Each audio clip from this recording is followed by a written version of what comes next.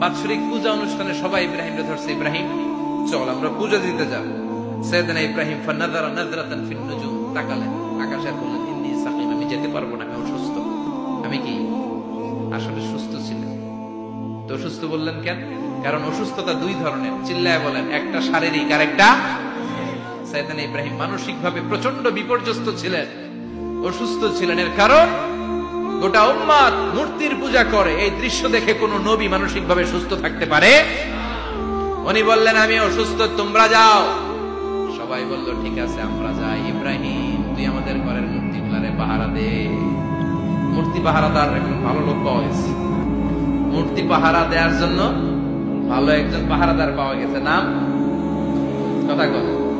কথা বুঝতে কষ্ট হচ্ছে মনে হয়। মূর্তি পাহারা দেওয়ার জন্য কারে পাওয়া গেছে?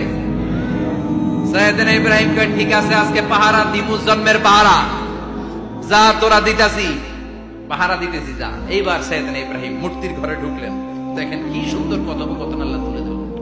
আল্লাহু আকবার। মূর্তির ঘরে, দেবীর ঘরে ঢুকে উনি ঘুরে ঘুরে তাকায়, দেখে একটা এমনি হাত আর একটা ব্যাগ, 14-15টা হাত দিয়ে তাকায় আছে। উনি সবগুলোর সামনে এভাবে তাকায় আছে, দেখে এক একটা চেহারা, একটা হাতি গণেশ স্টাইলের, আরেকটা এরকম, আরেকটা নাড়ি, আরেকটা বাঘের, আরেকটা তলোয়ার নিয়ে আইতাছি কোপায় বলা আছে না নাই?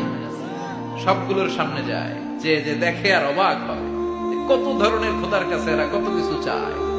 আর যে দেখে প্রত্যেকটার সামনে ডেজার্টস আইটেম, মিষ্টান্ন, এক একটার সামনে রসমালাই, এক একটার সামনে কালো জাম, লাল জাম, রসগোল্লা, চামচাম, দুধ মালাই, মালাই চপ আছে না নাই? যে পানি চলে আসছে নাকি? তো সাইয়েদনা ইব্রাহিম অবাক, কিরে এত মূর্তি, এত ডিজাইন, এত ভাবে এরা অঙ্গভঙ্গি করে আছে, এত খাবার দেয়া, খায় না কেন? সাইয়েদনা ইব্রাহিম ভাবলেন মনে হয় নাগাল পাই না, আমি একটু তুল্লা ধরি। উনি রসমালাইয়ের বাটিটা নিয়ে, যেটা হা করে আছে ওইটার সামনে যায়, কয় খা। কি কয়? বানাই কইতেছি মনে হয়। ফারাগা ইলা আলিহাতিম, মূর্তিগুলোর কাছে গেলেন, ফাকালা আলা তাকুলুন, খাবি না? খাবি না দাঁড়া, আমি কিছু খা, কোরআন থেকে বলছে, ঠিক কিনা? উনি ভাবলেন ওরা হয়তো খেতে পারে না, নাগাল পাচ্ছে না, কিংবা আমারে দেখে লজ্জা পাচ্ছে।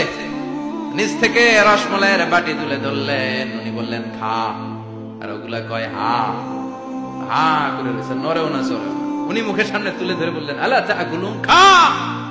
সবগুলার সামনে গেলেন, খা খা, কেউ খায় না, ওগুলো হা করে আছে, খায় না। উনি বললেন খাবি না কেন? তাইলে কথা কর, এই যে কষ্ট করে উড়াইলি, মুখের সামনে দিলাম, খাবি না কেন? কথা বল। আলা তাকুলু, খাবি না কেন? কথা বল।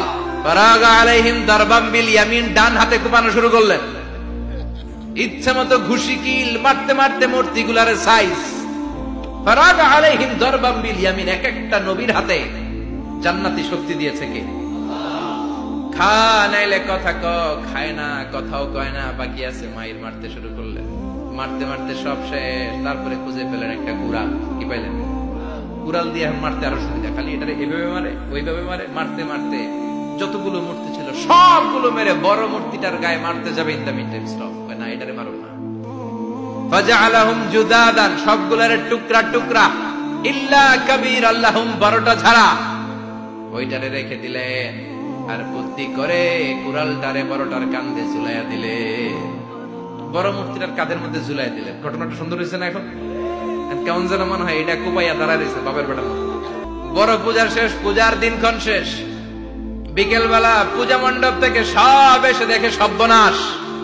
পাহারাদার ইব্রাহিম কই, আনতা ফাআলতা হাযা বিআলিহাতিনা ইয়া ইব্রাহিম। ইব্রাহিম সর্বনাশ কে কইছে? তুই কইছত নি? কই আইন বড়টাই কইছে, ওইটারে জিজ্ঞেস করো। বাল ফাআলাহু কাবীরুহুম হাযা ফাসআলুহুম ইন কানু ইয়ানতিকুন, কোরআন থেকে বলছে, আমি করি নাই। ওই দেখ কুড়ালটা কার কান্দে, বড়টার কান্দে, ওইটারে জিগা। সবাইকে খাইছে।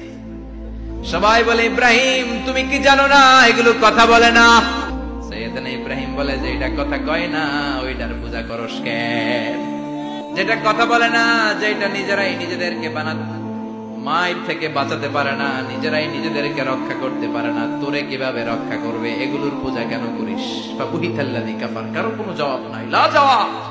সবাইকে ইব্রাহিম তুই বড্ড বেড়ে গিয়েছিস, তোরে নমরুদের কাছে নেওয়া হবে, রশি দিয়ে পেঁচিয়ে নমরুদের কাছে নেওয়া হবে। নমরুদের নাম শুনছেন?